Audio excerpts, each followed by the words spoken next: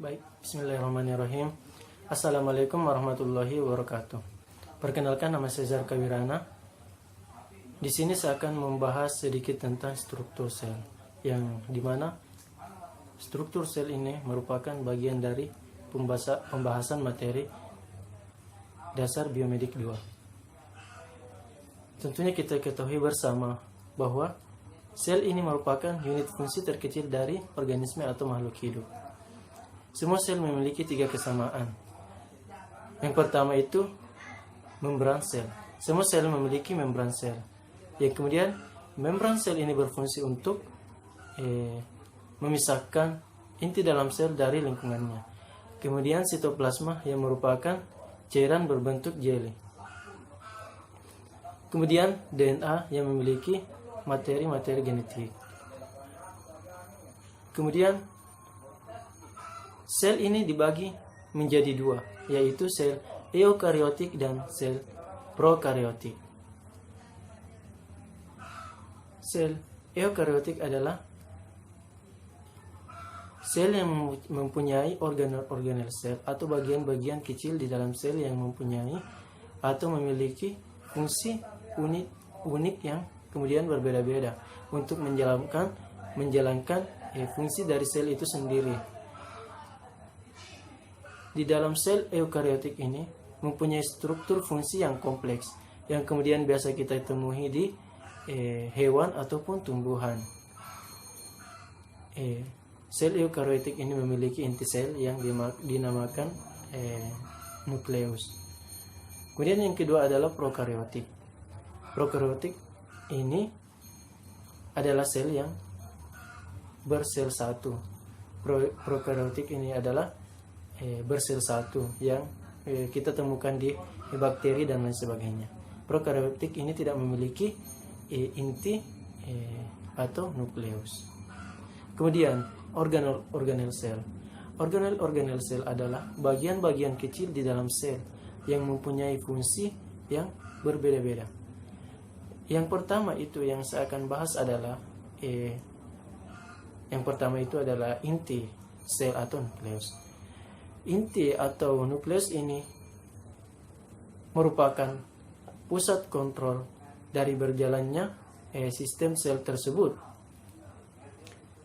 Nukleus ini memiliki yang namanya DNA atau genetik, yang kemudian kita bisa mengetahui apa yang kita ingin lakukan dan bagaimana kita melakukan hal tersebut.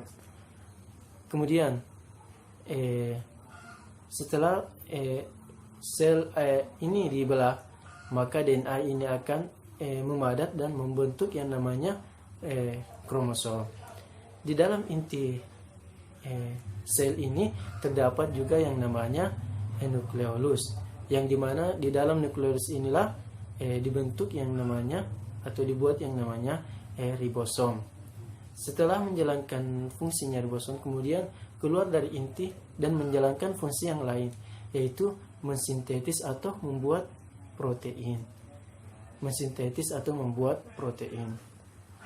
Kemudian di luar inti sel ini ribosom ini melayang di sitoplasma yang merupakan cairan yang berbentuk jeli tersebut.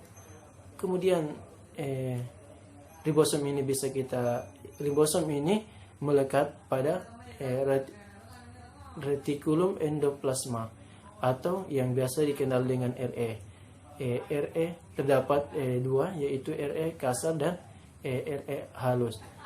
Retikulum endoplasma adalah membran tertutup yang mengangkut benda seperti protein dan lain sebagainya. Protein ini kemudian disintetis oleh ribosom.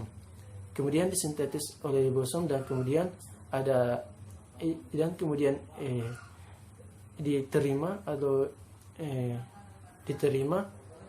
oleh badan Golgi, yang merupakan badan Golgi ini merupakan organel dari sel tersebut. Selanjutnya diterima oleh badan Golgi. Kemudian kembali kepada sel tumbuhan, maka kita akan mendapatkan yang namanya vakuola. Vakuola adalah sel tumbuhan yang berfungsi untuk menyimpan air.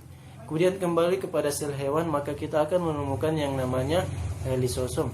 Lisosom ini adalah pengumpul sampah yang kemudian mengambil sel-sel yang rusak.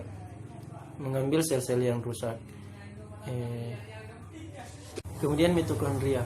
Mitokondria adalah organel sel yang berfungsi untuk pembangkit tenaga listrik, baik itu pada hewan maupun pada tumbuhan. Mitokondria ini setelah melalui yang namanya respirasi seluler. Mungkin inilah sedikit penjelasan saya terkait dengan struktur sel. Mudah-mudahan apa yang saya jelaskan bisa menjadi ilmu untuk saya, dan semoga kedepannya saya bisa memperoleh ilmu-ilmu yang lain, terkhusus dengan materi struktur sel.